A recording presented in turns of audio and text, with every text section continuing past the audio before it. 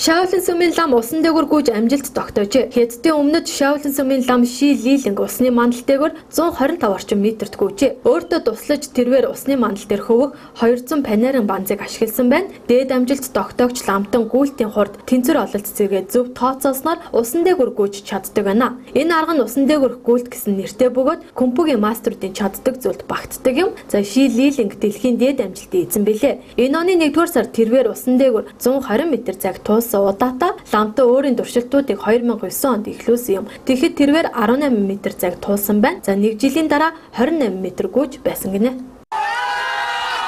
Душераздирающий снимок трехлетнего. Дөрөвсдийн эмгэнэлт хувь тавилан харуулсан бяцхан хүүгийн үхэл дэлхийн нийтийг зочирдуулжээ. Дэлхийд дахныг уйлуулсан бяцхан сэр хүүгийн нэрийг Алан Курдэ гэдэг байжээ. 3 настай Алан хүүгийн зохицос далайн давлгаан туугдан Турки ирэг дээр гарч ирсэн байсан юм. Цагаачдын зав хөмөрснөөс түүнтэй хамт ээж нь 5 настай ах Галиб нь бурхны оронд одсон ч аав нь амьд үлдсэн юм а. Алааны эцэг Абдуллах зав давлгаан зохиогдсон хөмрөх үеэр гэр бүлийнхээ аврахыг хичээсэн ч чадаагүй гэн. Абдуллах миний хүүгүүд энэ дэлхийн хамгийн хөөрхөн хүүхдүүд байсан. Хүнд хүүхдээс нь илүү эрхэм зүйл гэж үү. Одоо тэд маань энэ ертөнцид үгүй хэмээн ярьсан байна. Абдуллагийн эгч нь Ванкурт байдаг юм. За эгч нь Абдуллаг гэр бүлийнхээ хамт Канадад авчрахыг хичээсэн ч виз нь бүтлгүүцсэн юм а. За улмаар тэд грекээр дамжин Европ руу гарах зорилгоор хууль бусаар хүн тээвэрлэгчдийн завьд суусан байжээ. Ирэг дээр доош харан хэвтэж буй хүүгийн зураг захим ертөнцид түүмэр мэт маш хурдан дарахж байгаа бөгөөд олон орны өдөр тутмын сонины эхний нүүрэн тавигдсан юм а. За завийг хөмрөх үеэр жолоодож явсан хүн нь сэлж зогтсон бөгөөд 12 хүн ам өргөдсөний 5 хүүхэд Туркийн цагдаа нар энэ хэрэгт хүмүүсийг тээвэрлэж явсан 30-аас 41 насны 4 сэр хүнийг сэжиглэн баривчилсан байна.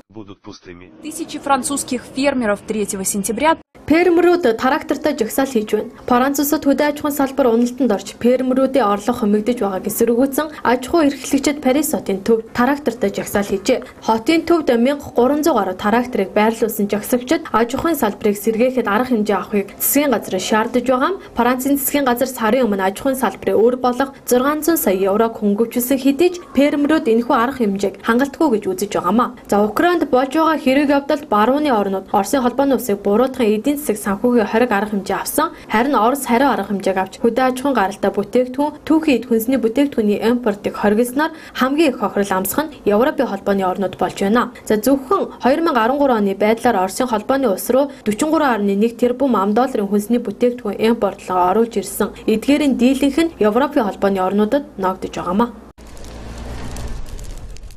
List their findings in the journal.